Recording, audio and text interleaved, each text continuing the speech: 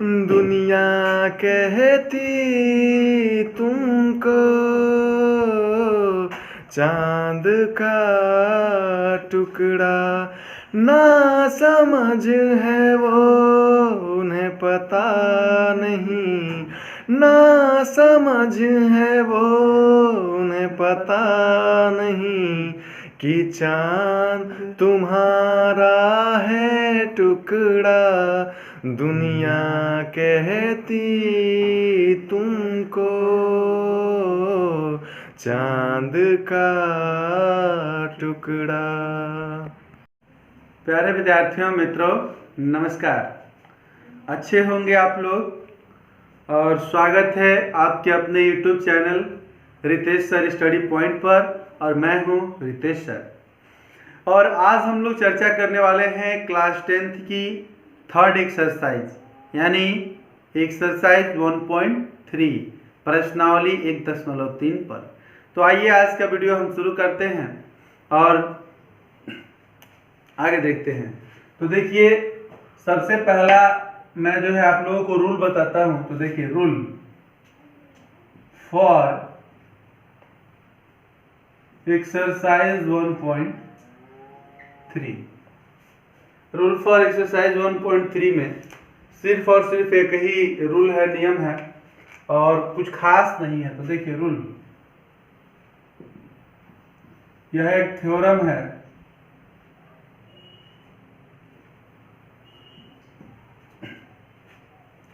Theorem कह रही है कि माना P एक अभाज्य संख्या है और P a स्क्वायर को विभाजित करता है, तो P a को भी विभाजित करेगा। इसको इंग्लिश में लिखते हैं तो let P is the prime number and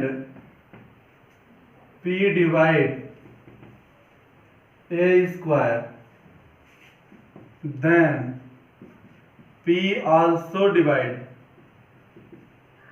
a। यहाँ पे भी लिख लेंगे जहां a एक धनात्मक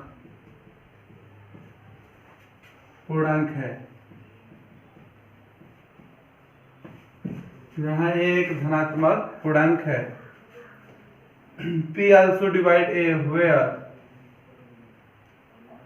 a is a positive integer। देखिए, प्रमेय कह रही है, माना P एक अभाज्य संख्या है और P a स्क्वायर को विभाजित करता है, तो P a को भी विभाजित करेगा, यह कंफर्म है। जैसे मान लीजिए कि अगर 5 है, एक प्राइम नंबर है 5, मान लीजिए P है, तो अगर 5 ऑफ 10 स्क्वायर, मान लीजिए 5 अगर 10 स्क्वायर को भाज्य करता है, यानी कि विभाजित करता है, तो 5 10 को भी विभाजित करेगा। यही ये थ्योरम कहना चाहती है कि अगर P a स्क्वायर को विभाजित कर सकता है, तो P a को भी विभाजित करेगा। ठीक है, 5 ऐसे लिख देंगे कि 10 to the power 2 divide by 5, तो 10 भी 5 से डिवाइड होगा।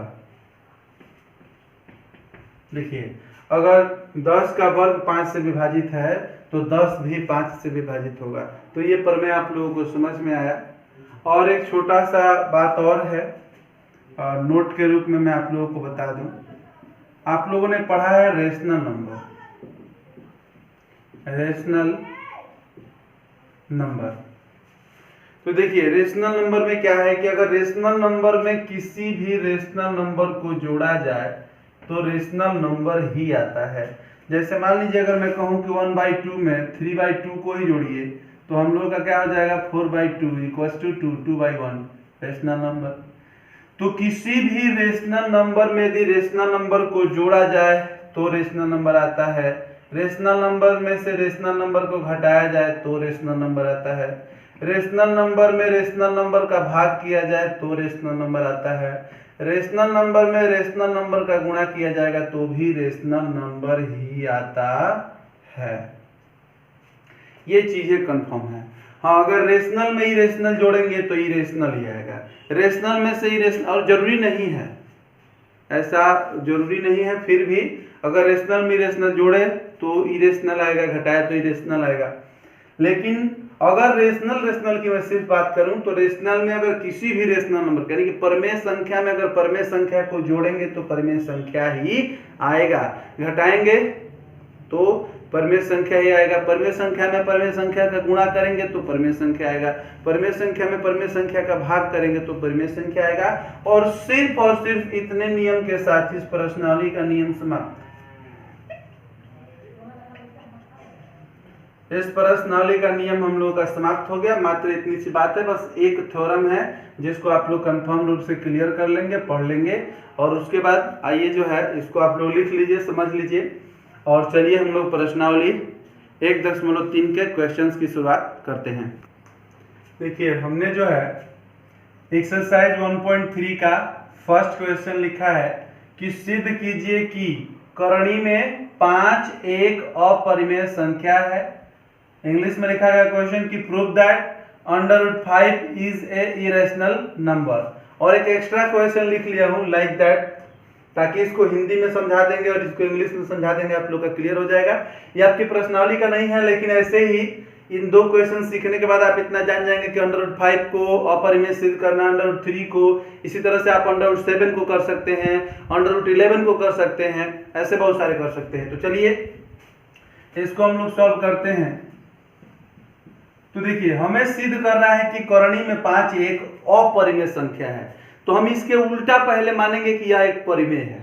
देखिए माना करणी में 5 एक परिमेय संख्या है, ऐसा मान लिया कि करणी में 5 एक परिमेय संख्या है, तब करणी में 5 बराबर P/Q, जहां P तथा Q पूर्णांक है तथा P और Q में कोई उभयनिष्ठ गुणनखंड नहीं है। कहने का मतलब ये है कि P और Q अपने निम्नतम फॉर्म में है। जैसे कि मान लीजिए हम लोग का होता है 5/10, तो इसमें कुछ कॉमन है, ऊपर 5 है, नीचे 2 × 5 लिख सकते हैं, लेकिन इसका निम्नतम फॉर्म क्या होगा 5 एकम 5, 5 दूनी 10, 1/2। तो अब इसमें कुछ भी कॉमन फैक्टर नहीं है। तो यही मानते हुए कि P/Q अब इस फॉर्म में है, अपने निम्नतम फॉर्म में है, जहां P और Q में कुछ भी उभयनिष्ठ नहीं है। तो हमने क्या किया कि इसको अपरिमेय सिद्ध करना है, हमने इसके उल्टा हम इसको उल्टा मानेंगे कि माना करणी में 5 एक परिमेय संख्या है, और तब करणी में 5 को लिख दिया गया P/Q, जहां P और Q पूर्णांक है और P और Q में कुछ भी उभयनिष्ठ नहीं है। तो अब चलिए अब हम लोग क्या करेंगे कि √5 = P/Q लिखेंगे, दोनों पक्षों का वर्ग करने पर। तो दोनों पक्षों का वर्ग किया जाएगा, तो इधर जब करणी में 5 का हम वर्ग करेंगे तो हम लोगों को मिलेगा सीधे वर्ग से वर्गमूल कैंसिल हो जाएगा और मिलेगा 5, और इधर P/Q का स्क्वायर करेंगे तो मिल जाएगा P²/Q²। अब यहाँ पर देखिए इसमें से एक Q को हम इधर ट्रांसफर करते हैं तो हम लोग का हो जाएगा 5Q = P²/Q। अब देखिए यहाँ 5Q एक पूर्णांक है।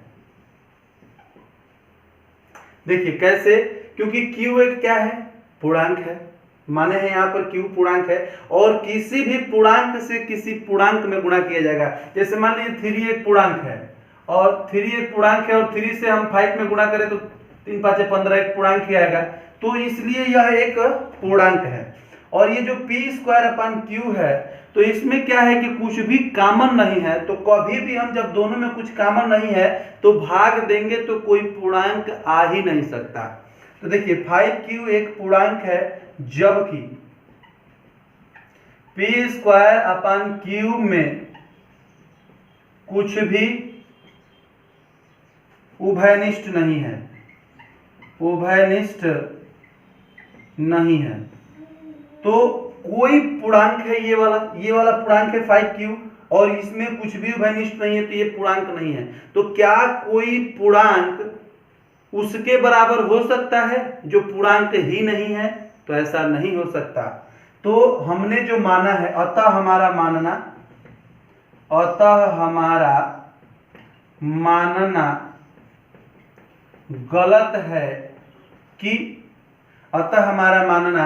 गलत है कि करणी में 5 एक परिमेय संख्या है, परिमेय संख्या है। हम लोगों ने यही बात न माना है कि करणी में 5 एक परिमेय संख्या है, तो यह हमारा मानना क्या हो गया? गलत। तो जब ये मानना गलत हो गया कि परिमेय है, तो जब कोई संख्या परिमेय नहीं है तो क्या होगी? अपरिमेय। अतः करणी में 5 एक अपरिमेय संख्या है, हेंस प्रूव्ड। तो मैं आशा करता हूं आप लोगों को समझ में आया होगा। अगर कोई भी ऐसा नंबर देगा, जैसे यहाँ पर √3 दिया गया है, तो आप सीधे सीधे समझ लीजिए कि उसके उल्टा मानेंगे। माना करणी में 5 एक परिमेय संख्या है, तो परिमेय संख्या है तो करणी में तब हम लिख सकते हैं करणी में 5 = p/q, जहां p और q क्या है? पूर्णांक है, कोई भी इंटीजर है। और p और q में कुछ भी उभयनिष्ठ नहीं है, यानी कि जो p/q है वो अपने निम्नतम रूप में है, अब इससे छोटा नहीं हो सकता। तो अब यहाँ पर क्या किया? दोनों पक्षों का हमने वर्ग कर दिया, तो 5 = p² आया। एक q को इधर ट्रांसफर कर दिया, तो 5q एक पूर्णांक है और इन दोनों में कुछ कॉमन नहीं है, तो ये पूर्णांक हो ही नहीं सकता और यह पूर्णांक नहीं है। तो कभी भी कोई पूर्णांक उस संख्या के बराबर नहीं हो सकता जो पूर्णांक ही नहीं है, यानी कि ये बात गलत है। अतः हमारा मानना गलत है कि यह एक परिमेय है, और जब परिमेय नहीं है तो क्या होगा? अपरिमेय, हेंस प्रूव्ड। इसी प्रकार √3 को तो हम लोग इसके विपरीत मानेंगे। Let us suppose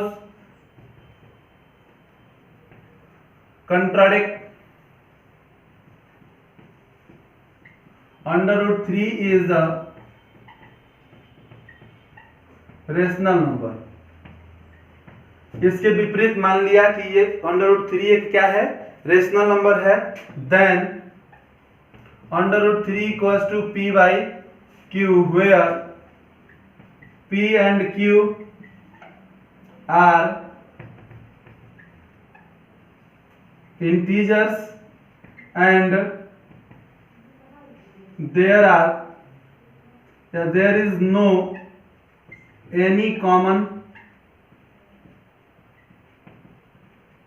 number in p/q, माने p/q में कुछ भी ऊपर नीचे कॉमन नहीं है। अब यहां पर क्या करेंगे कि √3 = p/q लिखेंगे, squaring on both side we get. दोनों पक्षों का वर्ग करने पर squaring on both side we get, तो हम लोग दोनों पक्षों का जब स्क्वायर करेंगे तो यहाँ पर स्क्वायर से रूट समाप्त हो जाएगा, तो 2 मिलेगा, सॉरी 3 है, 3 मिलेगा और इक्वल्स टू हो जाएगा p²/q²। इधर से q ट्रांसफर करिए तो 3q = p²/q। अब देखिए 3q is a integer but no any common number in p²/q।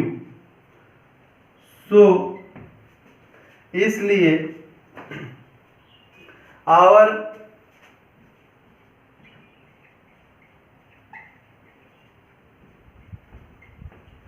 our assumption is wrong, that under root 3 is a rational number, so under root 3 is a irrational number, hence proved। क्या लिखा गया कि माना इसके विपरीत कि करणी में 3 एक परिमेय संख्या है, तब करणी में 3 बराबर p बटा q, जहां p और q पूर्णांक है और p बटा q में कुछ भी कॉमन नहीं है, मतलब अपने सबसे छोटे रूप में है। अब दोनों पक्षों का हमने वर्ग किया, स्क्वायरिंग ऑन बोथ साइड, तो ये अंडर रूट 3 का वर्ग किया तो 3 आ गया और ये p square upon q square, q को इधर ट्रांसफर किया तो 3q equal to p square upon q। अब 3q एक पूर्णांक है, 3q एक पूर्णांक है लेकिन इसमें कुछ भी कॉमन नहीं है, यानी कि हमारा मानना गलत है, क्योंकि ये पूर्णांक है और ये पूर्णांक नहीं है तो कभी बराबर नहीं हो सकते। तो बराबर दिख रहे हैं, यानी कि हमने जो माना वो बात गलत है, तो अतः हमारा मानना गलत है कि यह एक परिमेय है, और जब परिमेय नहीं है तो अपरिमेय है। तो इसी प्रकार आप लोग अंडर रूट 7 अंडर रूट 11 को प्रूव कर सकते हैं कि वह एक इरेशनल नंबर है। तो मैं आशा करता हूं फर्स्ट क्वेश्चन आप लोगों को समझ में आ गया होगा अच्छे तरीके से। आइए अब हम देखते हैं सेकंड क्वेश्चन। देखिए यहां पर जो है हमने आपका थर्ड क्वेश्चन राइट कर लिया है, थर्ड नहीं बल्कि सेकंड क्वेश्चन है ये। सेकंड क्वेश्चन हमने लिख लिया है कि सिद्ध कीजिए कि 3 प्लस 2 करणी में 5 एक अपरिमेय संख्या है। इसको भी एक अपरिमेय संख्या सिद्ध करना है। Prove that 3 plus 2 root 5 is a irrational number. तो देखिए हम क्या करेंगे, सेम वैसे ही करेंगे, माना इसके विपरीत, माना इसके विपरीत 3 प्लस 2 करणी में 5 एक परिमेय संख्या है, परिमेय संख्या है, तब 3 प्लस 2 करणी में 5 बराबर p बटा q। अब देखिए यहां पर क्या करेंगे, प्लस 3 को उधर ट्रांसफर करिए, तो हाँ यहां पे लिख देते हैं कि जहां p तथा q पूर्णांक है और p बटा q में कोई उभयनिष्ठ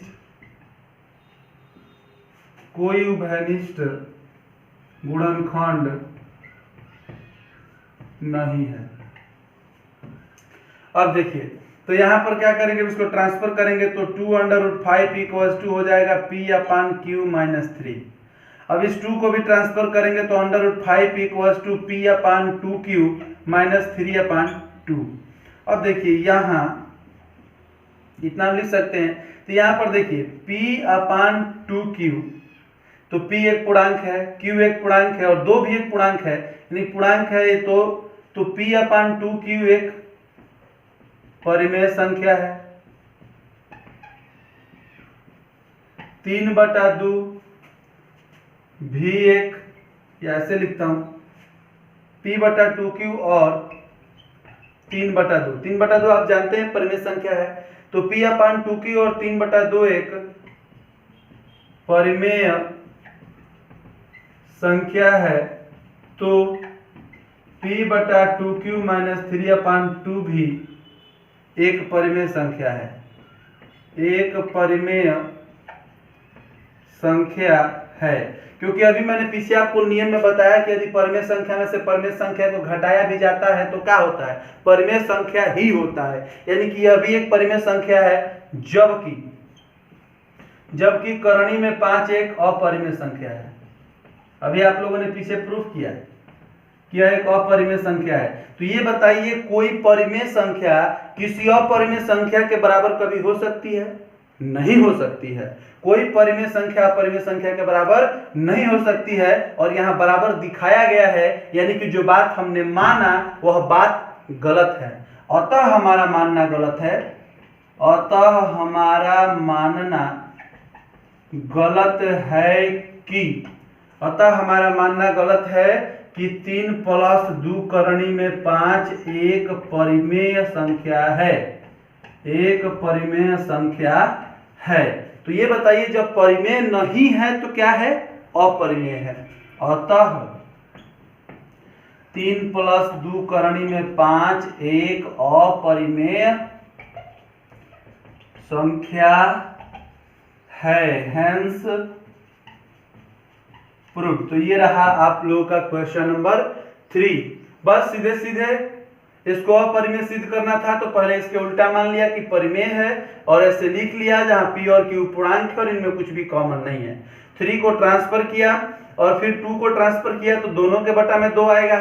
ये भी परिमेय है, ये भी परिमेय है और परिमेय में से परिमेय घटाया जाएगा तो परिमेय ही होगा और ये अपरिमेय है। तो कोई परिमेय संख्या अपरिमेय संख्या के बराबर नहीं हो सकती, लेकिन यहाँ बराबर है, यानी कि हमने जो माना वो बात गलत है। हमने क्या माना था कि परिमेय है, तो जब परिमेय गलत हो गया तो परिमेय नहीं है तो क्या है? अपरिमेय है। अतः सिद्ध हो गया कि यह एक अपरिमेय संख्या है। तो इस प्रकार हम लोग का क्वेश्चन नंबर 2 भी समाप्त हो गया, जिसे आप लोग लिख लेंगे। और चलिए अब हम लोग चलते हैं क्वेश्चन नंबर 3 के सॉल्यूशन पर। तो आइए कि देखिए क्वेश्चन नंबर 3। देखिए ये मैंने आप लोगों का इस प्रश्नावली 1.3 का थर्ड क्वेश्चन मैंने लिख लिया है और ये क्वेश्चन कह रहा है कि सिद्ध कीजिए कि निम्नलिखित संख्याएं अपरिमेय संख्याएं हैं। Prove that given numbers are irrational numbers. 3 संख्याएं दी हुई है। पहला है 1/2, दूसरा है 7/5 और तीसरा है 6 + √2।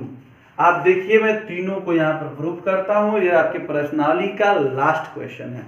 आइए देखते हैं। सॉल्व आपको मैंने बताया कि माना इसको अपरिमेय सिद्ध करना है तो माना इसके विपरीत, माना इसके विपरीत 1/√2 एक परिमेय संख्या है, एक परिमेय संख्या है। तो तब 1/√2 = p/q, where p and q are integers, दोनों पूर्णांक हैं और इन दोनों में कुछ भी कॉमन नहीं है। तो अब देखिए यहाँ पर क्या करेंगे कि हम लोग जो है लिखेंगे, इसको सबसे पहले उल्टा कर लेंगे। √2 को ऊपर करिए, को नीचे करिए, कोई फर्क नहीं पड़ता, इधर कर दीजिए q/p। ऊपर नीचे पूर्णांक करने से भी वह परिमेय ही रहेगा, अपरिमेय नहीं हो जाएगा। तो अब चलिए देखिए यहाँ पर सीधे सीधे हम देख रहे हैं कि q/p एक परिमेय संख्या है, एक परिमेय संख्या है, जबकि √2 हम जानते हैं कि √2 एक क्या है, जबकि √2 एक अपरिमेय संख्या है, एक अपरिमेय संख्या है। और देखिए ये एक परिमेय है और यह एक अपरिमेय है। तो क्या कभी कोई भी मतलब परिमेय संख्या अपरिमेय संख्या के बराबर हो सकती है? नहीं। और हमारे मानने के हिसाब से तो हो रही है, यानी कि हमने जो बात मानी है वह बात ही गलत है। तो हमने माना है कि यह एक परिमेय है, तो हमारा मानना गलत है। अतः हमारा मानना गलत है, अतः हमारा मानना गलत है कि 1/√2 एक परिमेय संख्या है, परिमेय संख्या है। हमारा यह मानना क्या हो गया? गलत हो गया। तो जब परिमेय नहीं है तो क्या होगा? अपरिमेय होगा। अतः 1/√2 एक परिमेय संख्या है, एक परिमेय संख्या है, हेंस प्रूव्ड। इस प्रकार सिद्ध हुआ। तो ये रहा हम लोगों का। सेम इसी तरीके से भी दोनों क्वेश्चंस हैं। देखिए यहाँ भी लिखेंगे कि माना इसके विपरीत 7√5, माना इसके विपरीत 7 करणी में 5 एक परिमेय संख्या है, तब 7 करणी में 5 बराबर p/q। अब करणी में 5 को इधर ही छोड़ दीजिए, p/q, और 7 को इधर लेकर आइए तो 7q हो जाएगा। अब देखिए यहाँ p/7q, चूंकि ऊपर वाला भी पूर्णांक है नीचे वाला भी पूर्णांक है, ये बात यहाँ पर जो चीजें लिखवाई गई कि p and q are integer, या इसमें भी लिख लीजिएगा, ये आपकी जिम्मेदारी है थोड़ा सा लिखना। तो चलिए यहाँ P/7Q जरूर लिखिएगा, छोड़ मत दीजिएगा। यहाँ पे लिखिएगा कि जहाँ P और Q पूर्णांक है और P और Q में कुछ भी कॉमन नहीं है। तो चलिए P/7Q एक परिमेय संख्या है, एक परिमेय संख्या है, जबकि ये हम लोग पहले भी प्रूफ करते आ रहे हैं कि ये √5 अपरिमेय है, जबकि करणी में 5 एक अपरिमेय संख्या है। तो देखिए यह एक परिमेय है और यह एक अपरिमेय है, तो क्या कोई परिमेय संख्या किसी अपरिमेय संख्या के बराबर हो सकती है? नहीं। यानी कि हमने जो बात मानी है वो बात गलत है। तो अब हमने माना था परिमेय है और गलत हो गया, तो परिमेय नहीं है तो अपरिमेय है। अतः हमारा मानना गलत है, अतः हमारा मानना गलत है कि मानना गलत है कि 7√5 एक परिमेय है। तो जब यह परिमेय नहीं है तो क्या होगा? अपरिमेय होगा। तो 7√5 एक अपरिमेय संख्या है, हैंस प्रूव्ड। ये रहा आपका थर्ड क्वेश्चन को भी सेम एज इट इज माना इसके विपरीत। ऐसा क्वेश्चन दूसरा आप कर चुके हैं, सेकंड क्वेश्चन तो ऐसे ही था, माना इसके विपरीत 6 + √2 एक परिमेय संख्या है, तब 6 + √2 बराबर P/Q, जहाँ P तथा Q पूर्णांक हैं और P/Q में कुछ भी उभयनिष्ठ गुणनखंड नहीं है। तो चलिए अब यहाँ पर क्या करेंगे कि √2, तब यहाँ पे लिखेंगे कि तब √2 = +6 को ट्रांसफर कर दीजिए, तो P/Q -6 हो जाएगा। -6 के अपान में कुछ नहीं तो क्या है? 1 है। यहाँ P/Q परिमेय है, 6/1 लिखेंगे। P/Q और 6/1 लिखिए या मत लिखिए, परिमेय संख्या है, तब P/Q -6, क्योंकि परिमेय में से परिमेय घटाया जाएगा तो परिमेय ही आता है। P/Q -6 भी परिमेय संख्या है, जबकि √2 एक अपरिमेय संख्या है। तो कोई परिमेय संख्या अपरिमेय संख्या के बराबर हो सकती है क्या? नहीं हो सकती।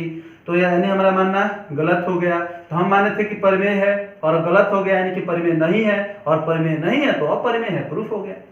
अतः हमारा मानना गलत है, अतः हमारा मानना गलत है कि 6 + √2 परिमेय संख्या है। तो परिमेय संख्या है ये मानना गलत हो गया, तो क्या है? अपरिमेय है। अतः 6 + √2 एक अपरिमेय संख्या है, हैंस प्रूव्ड। इस प्रकार हम लोगों की यह पूरी की पूरी प्रश्नावली हो गई समाप्त। एक्सरसाइज 1.2 हम लोगों का पूर्ण रूप से समाप्त हो गया। और बहुत बहुत धन्यवाद आप सभी का हमारा यह वीडियो देखने के लिए। 1.3 आप देखिए, लिखिए और सीखिए, और फिर हम लोग मिलेंगे अगले वीडियो में प्रश्नावली 1.4 के साथ। और ढेर सारी शुभकामनाएं आप लोगों की पढ़ाई के लिए। आप लोग पढ़ते रहिए अच्छे तरीके से, और निश्चित रूप से अगर हमारे वीडियो हमारा पढ़ाया आपको समझ में आता है तो चैनल को सब्सक्राइब करिए, लाइक करिए, बेल आइकन दबा दीजिएगा ताकि नोटिफिकेशन आपको मिलता रहे। दोस्तों के बीच शेयर करिए, और निश्चित रूप से कहीं कोई किसी प्रकार की प्रॉब्लम हो तो आप कमेंट करके पूछ सकते हैं। आपके कमेंट का हम वेट करते हैं। बहुत बहुत धन्यवाद आप सभी का। Okay, thank you. जय हिंद, वंदे मातरम।